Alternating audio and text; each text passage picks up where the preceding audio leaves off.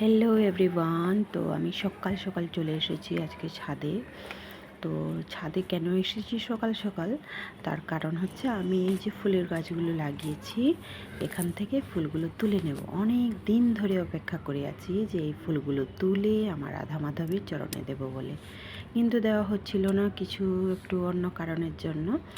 তো দেখতে পাচ্ছ অনেক কটা ফুল শুকিয়েও গেছে।